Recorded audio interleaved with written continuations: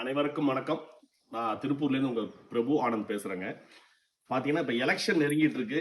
News TV எந்த channel எடுத்தாலும் online இதில் சோசியல் மீடியாவில் போனாலும் எலெக்ஷன் நியூஸ் யார் யார் கூட கூட்டணி இதே தான் இருக்குது. பத்திரிக்கை சொல்கிறேன்னா கோச்சிக்காதீங்க, பத்திரிகை வைரவர்கள் தான் சொல்கிறேன். பத்திரிகை பைரவர்களும் போயிட்டு இந்த கூட்டணி சம்பந்தமாக தான் கேட்டுட்டு இருக்கீங்க. கூட்டணி முக்கியம் தான், இல்லைன்னு சொல்லல.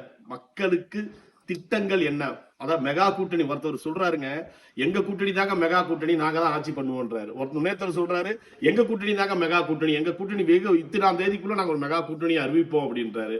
மெகா கூட்டணி நீங்க பண்ணுங்க, பண்ணாம போங்க. உங்களோட மெகா திட்டம் என்னங்க மக்களுக்கு?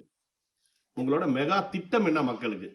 சரிங்களா? அதை தயவு செய்து சொல்லுங்க. என்ன சொல்றான், ஒரு கவுன்சிலர் நினைச்சாலேங்க, ஒரு ஏரியா கவுன்சிலர் நினைச்சாலே மக்களுக்கு அவ்வளோ, அவர் ஒழுக்கமா வேலையை பண்ணாலே மக்களுக்கு அவ்வளோ திட்டங்கள் கொண்டு வந்து அவ்வளோ திட்டங்களை செயல்படுத்தலாமா? அப்போ ஒரு எம்எல்ஏ எவ்வளவு செய்ய முடியும், ஒரு எம்பி எவ்வளவு செய்ய முடியும்? இதெல்லாம் வந்து பாமரப்பட்ட மக்களுக்கு தெரியாதுங்க. அந்த விழிப்புணர்வை கொடுங்க. ஒரு எம்எல்ஏவோட ரைட்ஸ் என்ன? இப்போ உங்க தேதியில எம்எல்ஏ நிக்கிறாருன்னா அவரால் இந்த திட்டங்கள்லாம் கொண்டு வர முடியும், இதுதான் அவரோட எல்லை, இதுவரை அவர் அப்ரோச் பண்ண முடியும், இதுக்காக அவர் சண்டை போட முடியும். அந்த மாதிரி சொன்னீங்கன்னா மக்கள் கொஞ்சம் விழிப்புணர்வு ஆவாங்க. எஸ்பெஷலி புதுசா கட்சி ஆரம்பிச்சிருக்கவங்க, இல்ல இதுவரையும் கவர்மெண்டே ஃபார்ம் பண்ணாதவங்க, தமிழ்நாட்டை ஆளாதவங்க, தயவு செய்து மத்த கட்சியை திட்டுறதை விட்டுருங்க. சரிங்களா? அதே மாதிரி இந்த கட்சி சேர்ந்தவங்க அந்த கட்சிக்காரனை திட்டுறது, அந்த கட்சிக்காரங்களை இந்த கட்சிக்காரனை திட்டுறது, இந்த திட்டுறதை விட்டுட்டு திட்டங்களை சொல்லி ஓட்டுவாங்க கத்துக்கோங்க.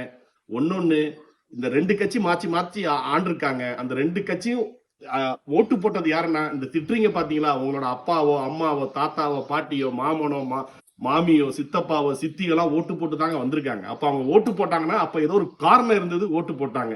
இப்ப நீங்க வரீங்கன்னா உங்க திட்டங்களை சொல்லுங்க, நாங்க சப்போர்ட் பண்ண ரெடி. சரிங்களா? திட்டங்களை சொல்லி ஓட்டு கேளுங்க, தேவையில்லாததை பேசாதீங்க. சரிங்களா? நன்றி, வணக்கம்.